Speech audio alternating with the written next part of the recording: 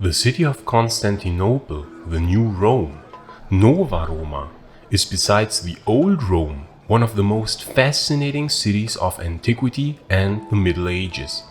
Seldomly did the city exert such a fascination onto the minds of people as the mighty fortified city on the Bosphorus did. I already talked about Constantinople in two separate videos. In one I analyzed the appearance of the city around the year AD 540, and in another one I compared it to the old Rome. But what about the city before Constantine made it his new capital? How did the city actually look before it became the new Christian capital of first the Roman Empire and later, after the West fell, of the Eastern Roman Empire? How did the city look when it was still called Byzantium, so before AD 330?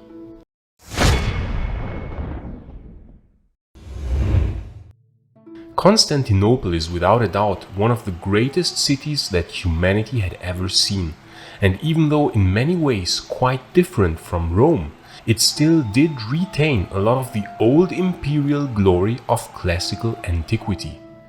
The city boasted grand imperial colonnaded streets, first and foremost the Mese, the central street that would lead through all imperial fora, from west to east, until it would lead into the Augustaion, the central forum of the city, where we would have found magnificent structures such as the Hagia Sophia, the Magnaura, and the Column of Justinian.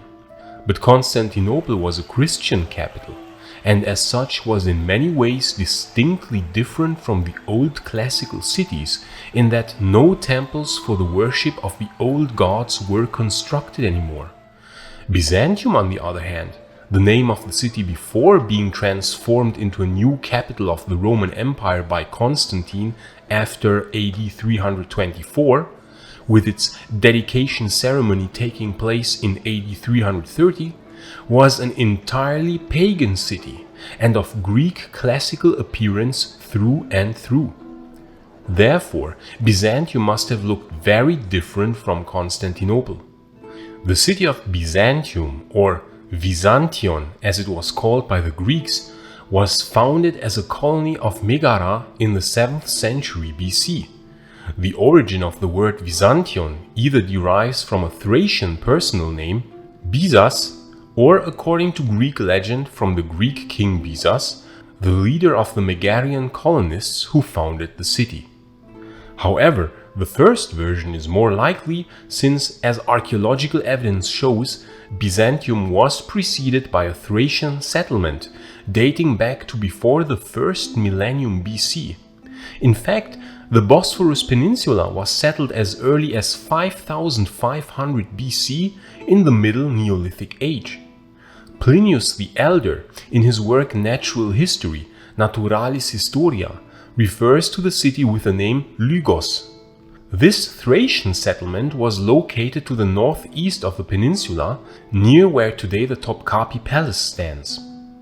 It is very likely that the Greek settlers from Megara actually just expanded the Thracian settlement that was already present before they arrived, which must have happened after 667 BC according to Herodotus, but maybe also a bit later in 656 BC according to Eusebius. The former date was favored by Constantine because he could then celebrate Byzantium's 1000-year anniversary between the years 333 and 334, only a few years after the city had been rededicated as Nova Roma or Constantinople. And please like this video and subscribe so that you won't miss any future videos on the fascinating era of the late Roman Empire. And please consider supporting our work on Patreon or via YouTube membership, because unfortunately the long-term sustainability of this channel really depends on your support. YouTube is not quite generous to such a niche topic about the late Roman Empire, so consequently the ad revenue from the videos is very low. So in order to be long-term sustainable, I unfortunately still need your financial support via Patreon or YouTube membership, as embarrassed as I am to say this. But I think Maiorian would thank you for supporting a channel bearing his name, the only one on YouTube by the way. I certainly do thank you from the bottom of my heart. Gratias agutibi amici. So, the Greek city was established over a predating Thracian settlement, and in classical Greek fashion, all buildings that we attribute to Hellenistic classical culture were built, and the city saw a rapid growth in the following years. So how then did Greek Byzantium look, say, around the year 500 BC? Well, information on this is scarce because archaeological excavation work in Istanbul is notoriously difficult, and even reconstructing Constantinople of 1,000 years later proves to be a real challenge. Yet the very excellent site Byzantium 1200, which is a must for everyone interested in Constantinople, shows us how not only Constantinople might have looked in its prime, but also how the Greek Byzantium could have appeared to the observer way before it became Constantinople. Note, however, that this is a reconstruction attempt and only a guess as to the urban arrangement of the city. Only the location of the city wall, the Acropolis, the amphitheater, and possibly the stadion is somewhat well reconstructible, whereas the other building's exact location is often unknown. The city was surrounded by walls, and we see that the entire city only took up a small part of the later Constantinople. In fact, only the easternmost part of the peninsula was settled, as we can see, stretching from where later the baths of Zeuxippus would stand in the south, to the north as well as to the east, limited by the sea, and in the west reaching maybe as far as the site of the later Strategion. In this excellent reconstruction rendering of Byzantium 1200, north is to the lower right corner of the picture. On the Acropolis, which stood exactly where today's Topkapi Palace is located, we had three classical Greek temples. One, the Temple of Aphrodite, two, the Temple of Apollo, and three, the Temple of Artemis. At the northernmost point of the peninsula, there might have been the Temple of Poseidon 4 and of Athena 5.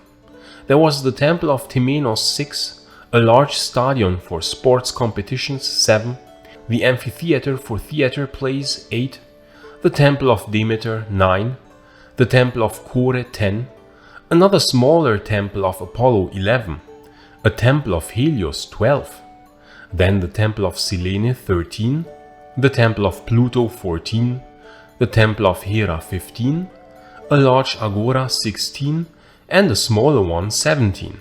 And lastly, the Tetraston 18, which was a four-sided colonnaded structure. The city probably remained in appearance like this for hundreds of years, and then after 146 BC, when Greece was conquered by Rome, Thrace became a tributary state to Rome. Later, in the 1st century BC, then a vassal state, and then finally in AD 46, Thrace became a Roman province. It is quite likely that then afterwards the city slowly started to turn more Roman in appearance. An amphitheater for gladiatorial games was most likely added, customary Roman bathhouses were quite certainly built, and as many other Greek cities in the Roman Empire, the city retained its old classical Greek appearance but merged it with Roman architecture. The city, now called Byzantium, which is just a Latinized version of the Greek Byzantion, played an important role in the Roman civil war after the death of Commodus in AD 192, when the city had sided with the rival of Septimius Severus called Pescennius Niger. Pescennius was defeated by Septimius Severus, but Byzantium was besieged and quite badly damaged in AD 196. The city was then rebuilt that same year on orders of Septimius Severus, and we can assume that after that the city must have looked much more Roman in appearance. But the temples on the Acropolis, if damaged, would certainly have been rebuilt, as classical paganism was still well and intact in those times. The city was renamed Augusta Antonina, in honor of Septimius' son Marcus Aurelius Antoninus, better known as Caracalla. But after Caracalla's death in AD 217, the city was again renamed to Byzantium.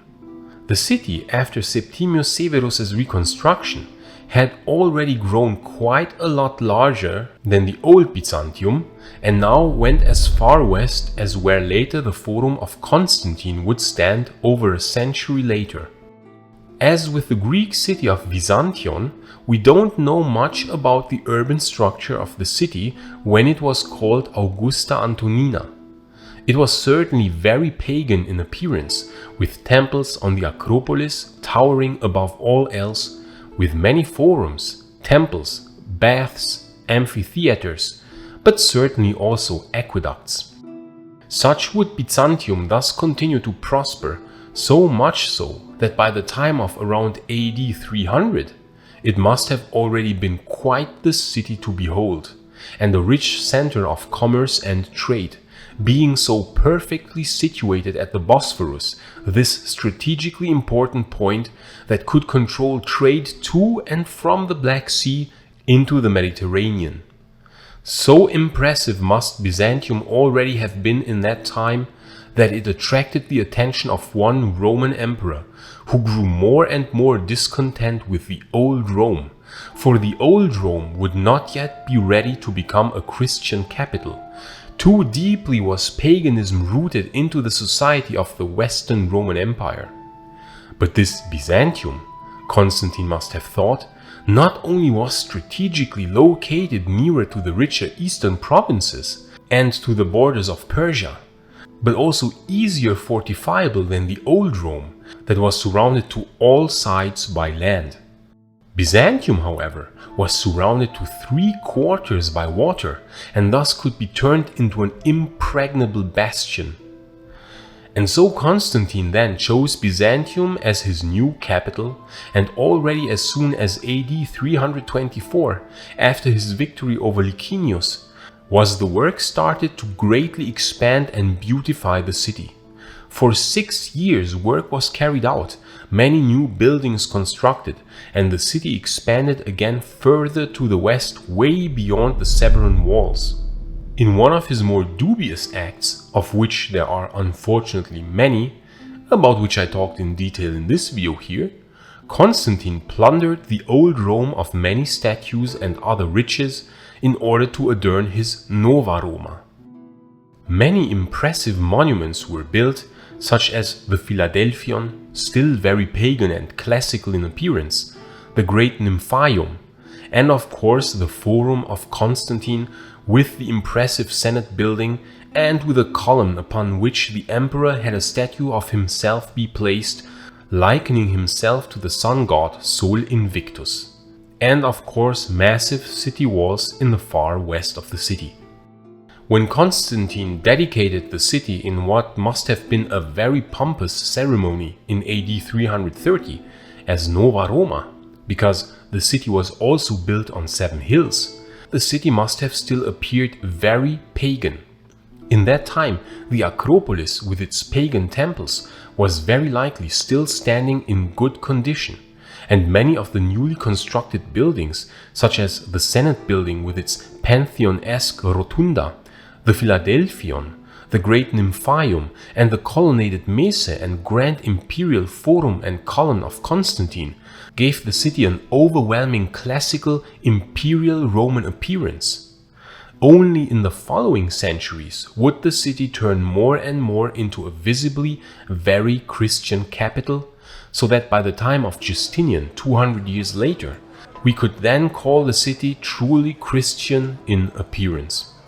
But as we saw in this video, even then did the city retain a lot of its old classical appearance.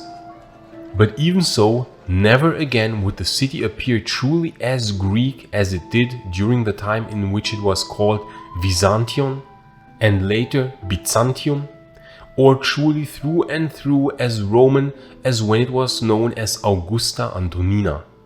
The city of Byzantium had now truly come to an end, and now the rise of Constantinople had begun. And sorry for sounding so strange today, but I am sick. But I hope you are still able to understand me, dear friends of late Roman history. And if you are interested in how exactly Constantinople must have looked around the year 540 AD, you can watch this video here in the upper right corner. But if you are more interested in how Constantinople must have compared to the old Rome, you can watch the other video in the lower right corner. I say thanks again to all friends of Roman history. Gratias amici imperii Romani and bene valete.